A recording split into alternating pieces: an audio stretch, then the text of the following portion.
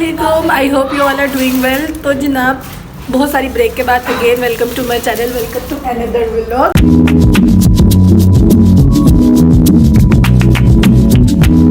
आज का सीन है कि मेरी मामा की दोस्त की थी birthday and again I have flu.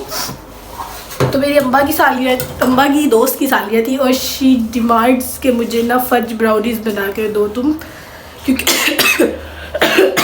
मुझे वो लेके जानी है।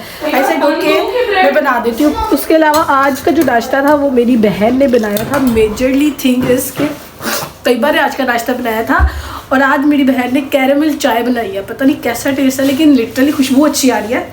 और अब हम किचन नीट कर लें, उसके बाद आएंगे हम अपनी रेसिपी की तरफ। दुनिया की सारी बातों पे यकीन करना लेकिन कभी भी अपनी बहन की बताई हुई कैरेमल टी पे यकीन ना करना। इतनी वाहियात चाय बनाई है इसने, इतनी वाहियात कि मतलब दिल नहीं कर रहा कि हम दोबारा इस बंदी को किचन में भेजें। ऊपर से हमारी इतनी महंगी महंगी इलायचियाँ, सौंफ, पता नहीं क्या क्या डाल दिया इस बंदी ने। और ऊपर से कह रही मैंने यूट्यूब से वीडियो देखी है। यार वाकई में मामा ने तुम्हें कहा था नाश्ता बनाओ ना, कि तुम्हें कैरेमल टी में घुसने का कहा था मामा ने। आप पी के बताओ कैसे बनी है जो मैंने बनाई है।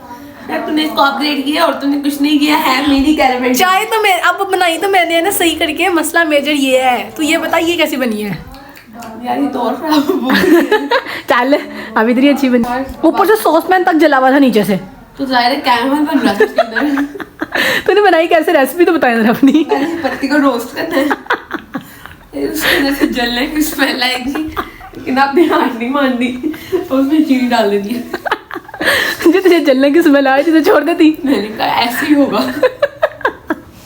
फिर क्या पता था यार कांट हो जाएगी। फिर यार उस पत्ती को और चीनी को रोस्ट करके कैरेमल बनाओ। फिर तूने मेरी बात सुन, तूने डायरेक्ट सॉस पैन के अंदर पत्ती चीनी डाल दी। हाँ उसको अच्छा तरह रोस्ट किया, वो पिघल अब मैं पागल, उसको थोड़ा जरा सा पानी डालती उसमें। मुझे क्या पता। First experience first experience is your worst experience, don't try this at home. कल फिर से।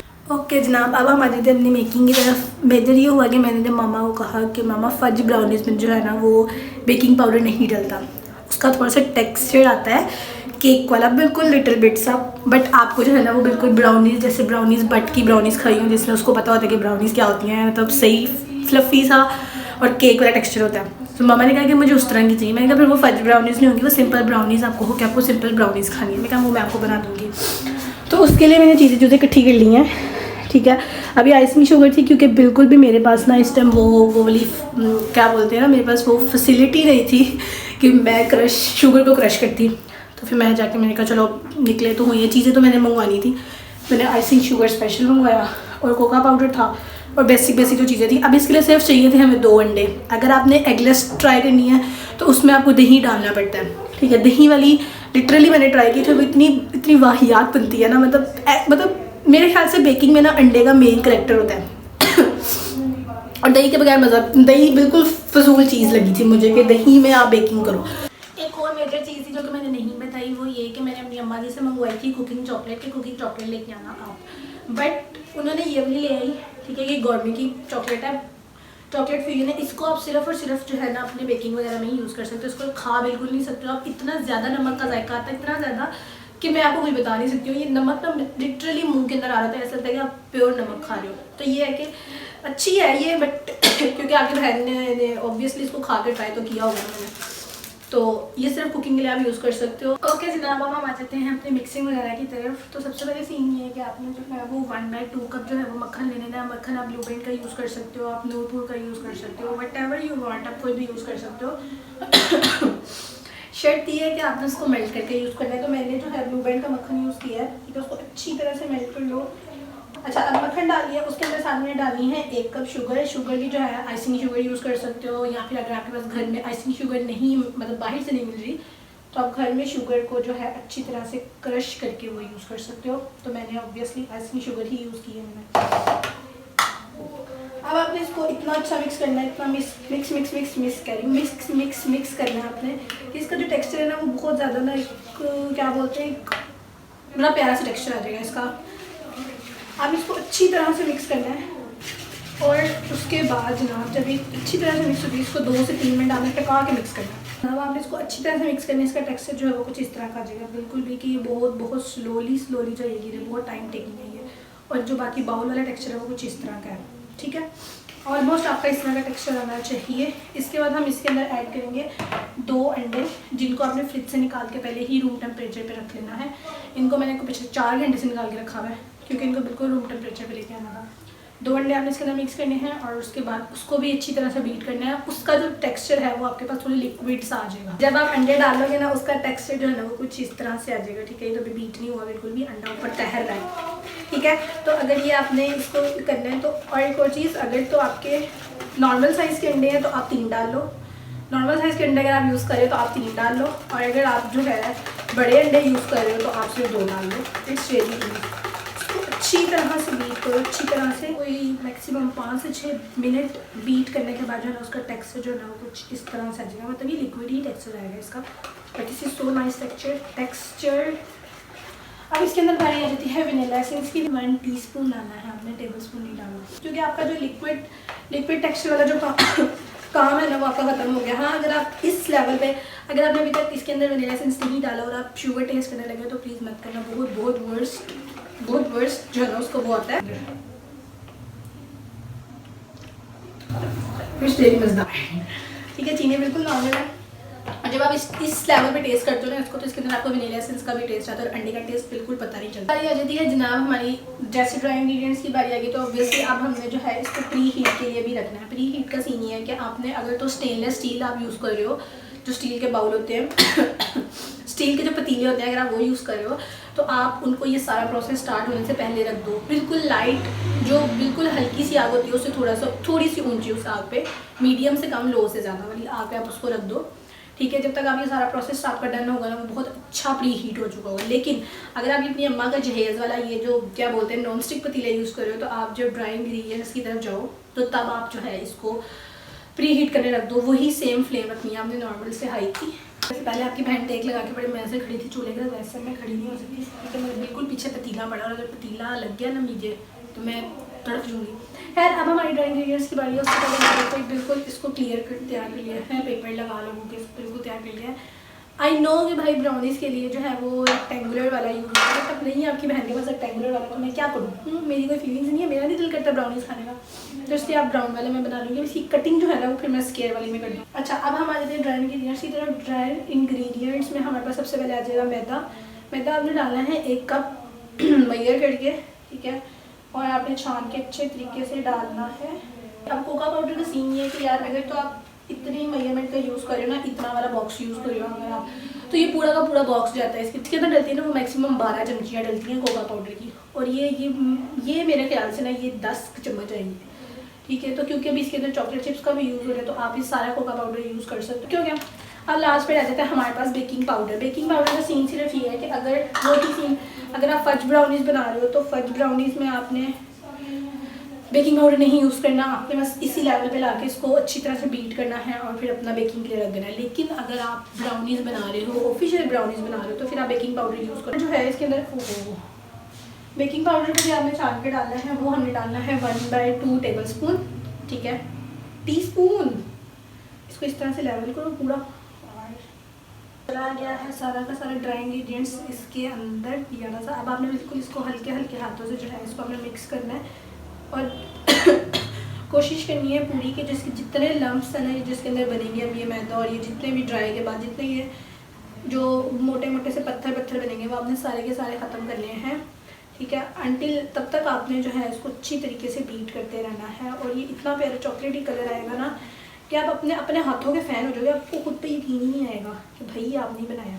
तो ये बहुत प्यारा सा ये इसका टेक्सचर आना चाहिए। ये वो ब्राउनीज़ हैं जो मैंने बेकिंग के बिगनिंग लेवल पे स्टार्ट की थी, तो ये मेरे से इतनी परफेक्ट बनती हैं कि मुझे बस इसकी रेसिपी बहुत परफेक्ट याद है।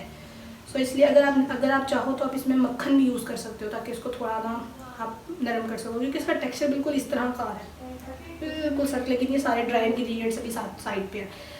लेकिन मेजर अगर आपने यूज़ करना है तो आप दूध यूज़ कर सकते हो। अच्छे तरीके से बीट करने में लिटरली यहाँ पे पूरे बाजुओं की जान लग जाती है इसको बीट करने में। बाकी सारे प्रोसेस में इतनी जान लगती है, लेकिन जब इसको बीट करने की बारी आती है ना, आपको बिल्कुल आप रह जाते हो। इस टाइम ना ये मेरा टेक्सचर बिल्कुल परफेक्ट है, बिल्कुल इस तरह का टेक्सचर आना चाहिए आपका। लेकिन मैं थोड़ा सा ना आपको इसमें दूध डाल के दिखा देती हूँ, क्योंकि ब्राउनीज़ आप बना रहे हो, ब्राउनीज़ का जो टेक्सचर है ना वो थोड़ा सा सख्त ही होता है, बिल्कुल इस तरह का बिल्कुल इस तरह का। मुझे न्यूटेला वाली वाइब्स आ रही है इससे। हाँ, क्या मज़ेदार बनाया। अच्छा, इसके अंदर ना मैं आपको बिल्कुल ज़रा सी दूध के चम्मच डाल के दिखा देती हूँ कि अगर आपसे इस तरह का टेक्सचर ना मिले तो, क्योंकि इसको बिल्कुल पतला नहीं कर देना, वो बिल्कुल केक का टेक्सचर आ जाएगा आपके पास। जब आप दूध डालोगे ना, देखो इस तरह से तैर रहा है ये दूध, ठीक है। बस इस तरह इतना सा ही दूध डालना। जब आप इसको साथ में मिक्स करोगे ना, तो ये बिल्कुल आपका ना हाथ मतलब फ्लो में आ जाएगा, आपका हाथ आराम से घूमने लग जाएगा इसके अंदर। ये देखो पहले मुझे खुद थोड़ी हो रही थी, लेकिन वो मेरा वाला मिक्सचर बिल्कुल ठीक था, क्योंकि आपकी बहन बनाना है कि ना आदी हो गई अब कि उसका टेक्सचर किस तरह होना चाहिए। तो जब आप दूध डालोगे ना, उसका टेक्सचर कुछ इस तरह का हो जाएगा कि थोड़ा सा ना वो आप सिर्फ मेजर फ़र्क ये आएगा कि आपका ना हाथ उसके अंदर घूमने लग जाएगा। पहले आपका हाथ जो है वो बहुत ज़्यादा रिस्ट्रिक्ट कर रहा होगा। ये हो गई है चॉकलेट तैयार। अगर आपको ये चॉकलेट कम लग रही है ना, तो आप इसके अंदर अपनी मर्ज़ी से और भी चॉकलेट ऐड कर सकते हो, क्योंकि ये एक मतलब फैमिली में जानी थी और शायद वो मीठा ज़्यादा ना पसंद करें, तो बड़े बुजुर्गों की फैमिली में जाना था, तो ऑब्वियसली फिर वो पसंद नहीं करेंगे इतना मीठा। लेकिन अगर आप चाहते हो कि और ज़्यादा मीठा हो, तो आप इसमें और मीठा ऐड कर सकते हो। तो I think it's really enough कि आप इसके अंदर ये डाल दो। सो अब इसको डाल दिए, इसको अच्छी तरह से करेंगे मिक्स। और फिर लास्ट जो काम है वो है कि हमने इसको पोर करना है उसमें। और जब तक आप अगर आप असर के टाइम बना रहे हो, जब तक आप असर की नमाज़ पढ़ के आओगे ना, उससे पहले आप इसको रख जाना तब ये तैयार हो जाए, क्योंकि ये बहुत अच्छी तरह से प्री हीट हो गया। ये अच्छा खासा सेक आ रहा है इसके अंदर से। इतने मैसी तरीके से इसको डाला है ना, मतलब शिफ्टिंग के दौरान ना मेरा स्पेक्चुला जो ना पता नहीं किधर इधर उधर हो गया। और उसके बाद से मैंने जब से मतलब शिफ्ट हुए ना, मैंने पहली दफ़ा बेकिंग की, तो मैंने इतने कोई मैसी तरीके से उसको डाला है ना। इतना मैसी तो मेरा फ़ैज़ान नहीं होता जितनी मैसी मैं हुई थी इस टाइम चॉकलेट से, बट खैर इट्स ओके, हो गया मेरा काम। और उसके ऊपर जो है मैंने थोड़ी सी चॉकलेट जो है वो थोड़ी चॉकलेट गार्निश करके छोटे छोटे पीसीस में काट के जो है ना मैंने इसके ऊपर वो डाल दी। यहाँ पे भी आप अपनी मर्ज़ी की चॉकलेट्स यूज़ कर सकते हो कोई भी। अब इसको मीडियम से लो फ्लेम पे रखना है आपने मैक्सिमम 20 मिनट के लिए। 20 मिनट बाद आपने लाजमी चेक करना है, अगर आप नॉन स्टिक वाली पतीली में बना रहे हो। बट अगर आप स्टेनलेस स्टील में बना रहे हो तो 30 मिनट्स आपने इसको मैक्सिमम रखना है। और उसके बाद आके आपने चेक करना है, वही टूथपिक से मार के चेक करना है। बाकी जो मैसी किचन है इसको मैं ठीक करूँ, फिर नमाज़ पढ़ूँ, तब तक ऑलमोस्ट ये काम मेरे ख्याल से हो जाएगा।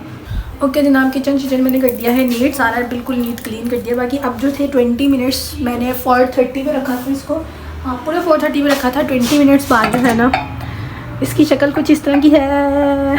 आपने अपने खुशबू अपने नाक को आपने रखना है इसकी खुशबू की तरफ, और अपनी आंखें रखनी है घड़ी की तरफ क्योंकि थोड़ी सी भी 19-20 अगर हुई ना तो ये काम बहुत ख़राब हो जाएगा, क्योंकि ना फिर वो बड़ा अजीब सा टेस्ट आता है। तो इसलिए आपने अपनी नाक और अपने कान दोनों, नाक और आँखें, नाक और आँखें जो है ना अपनी बहुत ध्यान से खुली रखनी है घड़ी की तरफ और इसकी खुशबू की तरफ।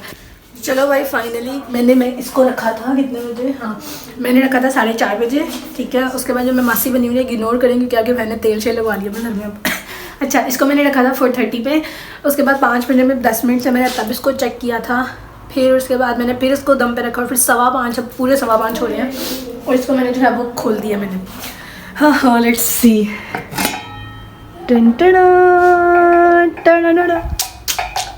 भाई आपकी बहन की बात ही अलग है। चूल्हा तो बंद करूँ भाई, मैं कहती हूँ लाजवाब टेस्ट है, लाजवाब। लेकिन अगर ये से पक्का ना, ये तो पक गया है। यहाँ पे बस इतनी प्यारी लंबी लंबी स्टिक्स हैं इसकी, पता नहीं वो कहाँ चली गई हैं। इट्स तैयार, ये तो बिल्कुल तैयार श्यार हो गया है, बिल्कुल खुश्क है ये तो। इतनी खुशी तो मुझे कभी रिजल्ट आने भी नहीं हुई है। अब है इसको उतार के साइड पे रख के फिर इसको निकालना है। It's done. It's so soft यार, it's so soft. ये तो बहुत मज़े की है। मैं सोच रही हूँ आंटी को गिफ्ट भेजने, जिसको गिफ्ट भेजने ना उनको गिफ्ट भेजने के बजाय मैं खुद रख लेती हूँ, उनको फिर नेक्स्ट टाइम फिर बना दूँगी। ये देखो पार्चमेंट पेपर का कितना बेनिफिट है। देखो बिल्कुल तैयार है, उतरने को तैयार बैठा हुआ है कि बस मुझे उतार दो। उतारती हूँ मेरे भाई, तुम बहुत गर्म हो। ये लो, ये नाम मैंने इसको उतार दिया है सारा। इसको सीधा करना है। अम्मा ये तो टूट जाएगी।